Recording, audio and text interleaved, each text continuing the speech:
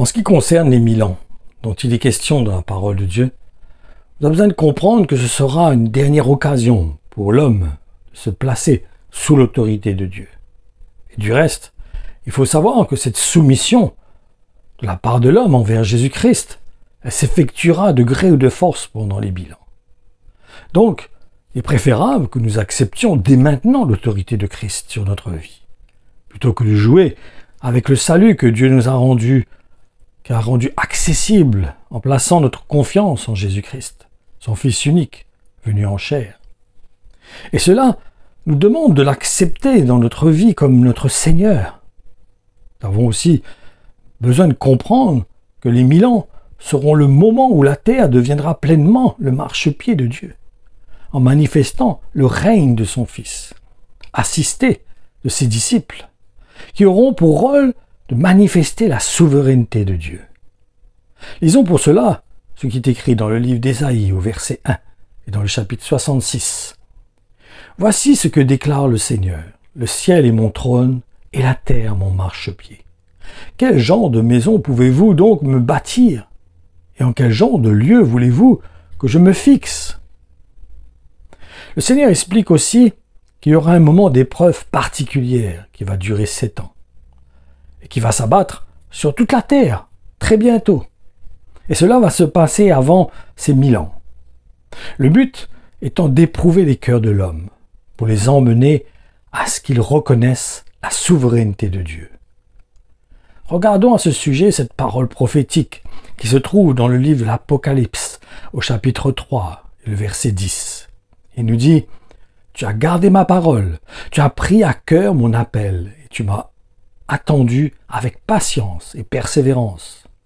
C'est pourquoi, à mon tour, je te garderai à l'heure de l'épreuve qui doit venir sur le monde entier pour éprouver tous les habitants de la terre. » Éprouver tous les habitants de la terre. Et les 1000 ans seront le moyen donc de mettre fin au pouvoir de Satan sur l'homme et permettent ainsi de laisser le champ libre à Jésus-Christ pour manifester sa seigneurie. Car il est évident que le diable fait toujours en ce moment obstacle donc en ce moment même, ce que nous vivons au règne de Jésus-Christ. Mais cela est permis par Dieu, dans le but d'éprouver la sincérité du cœur de l'homme. Comme lorsque l'apôtre Paul explique qu'il était éprouvé par un esprit mauvais qui titillait sa chair. Et si Dieu permettait cela, il nous dit que c'était afin de pousser l'apôtre Paul à rester humble. Mais par contre, lorsqu'il n'y aura plus d'obstacles pendant ces 1000 ans, Jésus-Christ pourra régner pleinement sur l'humanité entière. Par contre, nous devons faire la différence entre les enfants de Dieu et le reste de l'humanité. Il y a une distinction vraiment importante que nous avons besoin de saisir, car les disciples de Jésus-Christ, eux, ils régneront avec leur Seigneur sur la terre. Mais ce ne sera pas le royaume, par contre, parce que le royaume de Dieu, en effet, n'est pas d'ici-bas. Et en ce qui concerne le peuple de Dieu, il est parlé d'une nouvelle terre. Et nous avons besoin de comprendre pour cela que le Seigneur disait clairement dans l'évangile de Jean, au chapitre 18, verset 36, que son royaume n'est pas d'ici-bas. En effet, lisons cela. Jésus répondit, « Mon royaume n'est pas de ce monde. Si mon royaume était de ce monde, mes serviteurs auraient alors combattu, afin que je ne sois pas livré aux Juifs. Mais maintenant, mon royaume n'est pas d'ici-bas. » Nous avons vraiment besoin de faire une distinction entre ceux qui ont leur nom écrit dans le livre de vie et ceux qui auront préféré la volupté et les plaisirs de la chair. En effet, nous ne devons pas faire d'amalgame entre le sort qui est réservé aux élus de Dieu et celui qui est réservé au reste de l'humanité. Car ils ont tous les deux une destinée différente. Car l'Évangile montre clairement que Dieu a créé les temps de feu pour ceux qui ont refusé de croire. Alors qu'une nouvelle terre est réservée pour ceux qui ont suivi l'exemple du Christ. Et ils régneront avec Christ sur la terre. Et cela, comme je vous l'ai dit, même s'il ne sera pas le royaume, cette terre ne sera pas le royaume des élus. Car il est évident qu'il y a plusieurs royaumes. Et pour l'instant, le royaume de la terre est confié au diable, qui est en réalité un instrument entre les mains de Dieu, pour éprouver le cœur de l'homme. Ce que j'ai déjà expliqué au début de cette publication, au travers de l'exemple de l'apôtre Paul.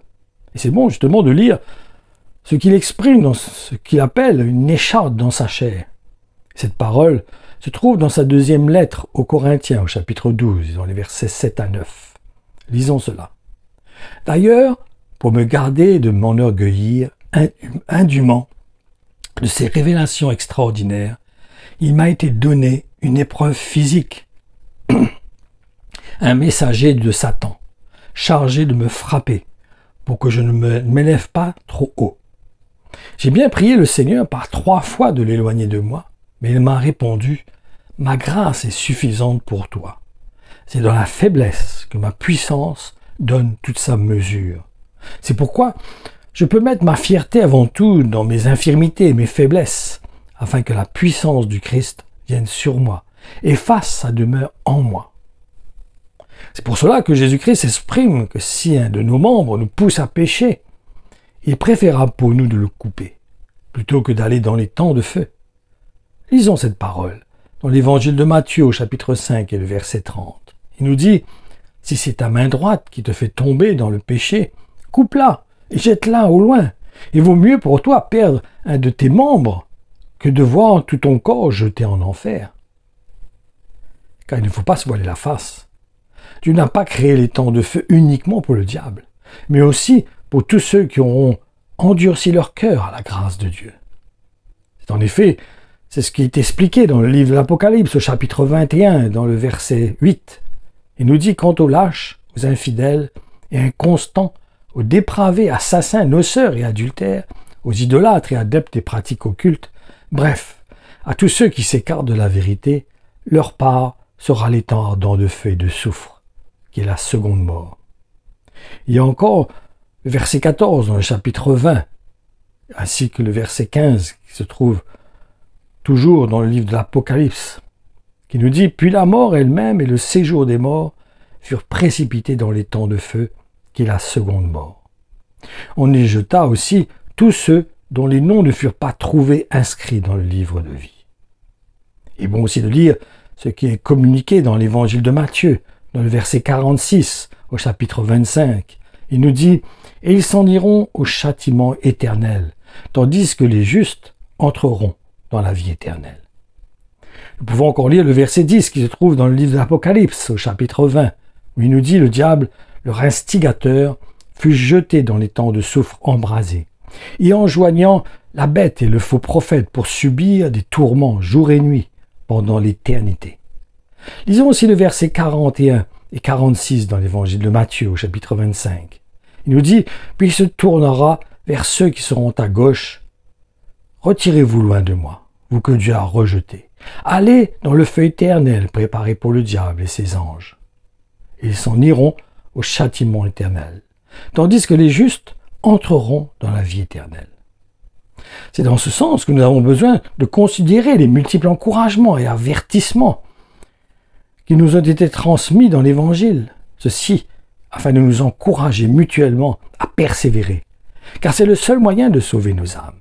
C'est en effet ce que nous explique le Seigneur dans le livre de l'Apocalypse, chapitre 3 et le verset 5. Il nous dit « Le vainqueur sera ainsi paré de vêtements blancs. Je n'effacerai jamais son nom du livre de vie. Au contraire, je le reconnaîtrai comme mien, en présence de mon Père et de ses anges, et je citerai devant eux. » Il est important de dire aussi cet avertissement qui se trouve toujours dans le livre de l'Apocalypse, mais au chapitre 21 et dans les versets 6 à 8. Il nous dit « Puis il me dit désormais tout est accompli. Je suis le premier, le dernier, l'origine et le début. Et voici mon cadeau pour celui qui a soif. Je lui donnerai à boire de l'eau des sources de la vie gratuitement. Le vainqueur héritera toutes choses. Je serai son Dieu, il sera mon fils. Quant aux lâches, aux infidèles et inconstants, aux dépravés, assassins, noceurs et adultères, aux idolâtres et adeptes des pratiques occultes, bref, à tous ceux qui s'écartent de la vérité, leur part sera l'étang ardent de feu et de soufre, qui est la seconde mort. J'ai relu ce verset parce que il me semble important de comprendre que nous avons besoin de nous séparer du monde. Nous ne devons pas rester dans le monde. Nous devons vraiment faire cette séparation. Il faut aussi considérer cet encouragement à persévérer qui se trouve encore dans le livre de l'Apocalypse, mais maintenant au chapitre 2, dans les versets 26 et 27, qui nous dit « À celui qui remporte la victoire, qui persévère jusqu'à la fin dans l'accomplissement de ma volonté, je donnerai l'empire des nations. Il sera leur berger et les mènera avec une houlette de fer. Il les brisera comme des poteries d'argile. J'ai reçu moi-même ce pouvoir de mon Père. » Il y a aussi cet encouragement qui est dans l'évangile de Matthieu, au chapitre 25 et le verset 34, qui nous dit « Après quoi, le roi dira à ceux qui seront à sa droite, « Venez, vous qui avez la bénédiction de mon Père, prenez possession du royaume qui est préparé pour vous depuis la création du monde. » Allez, une dernière parole d'encouragement. Celle-ci se trouve dans la lettre aux Romains, dans le chapitre 8 et le verset 17, qui nous dit « Enfants de Dieu, mais alors nous sommes aussi ses héritiers. Nous aurons donc part à tous les trésors de Dieu, exactement comme le Christ. Et tout ce que Dieu donne à son Fils sera aussi nôtre.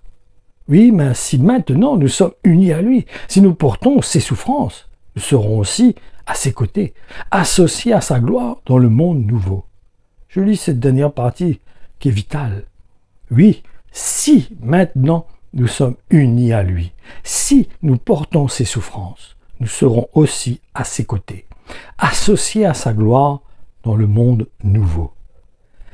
Voilà, c'est important de saisir cette période de l'histoire où nous arrivons, qui est très proche. Je ne pense pas que ça va durer plus que 10 ans, mais bon, on ne sait pas, personne ne connaît la date exacte, mais d'après ce que nous voyons, ce qui se passe, il est évident que son retour est très proche. Mais si nous souhaitons ne pas passer dans ces 1000 ans, si nous voulons même ne pas passer par la grande tribulation, nous aurons besoin de considérer réellement son plan, ce qu'il veut faire dans notre vie, comment marcher, comment suivre les traces de Jésus-Christ, comment marcher sur le chemin que Christ a tracé pour nous. C'est important de saisir cela et de disposer notre cœur au témoignage du Saint-Esprit en nous, afin de faire la volonté de Dieu. Voilà, que le Seigneur vous bénisse, que sa parole encore produise en vous la vie, qu'elle produise en vous la force, la détermination de vous préparer comme les vierges sages qui allaient acheter de l'huile chez le marchand. Que le Seigneur vous bénisse. Alléluia.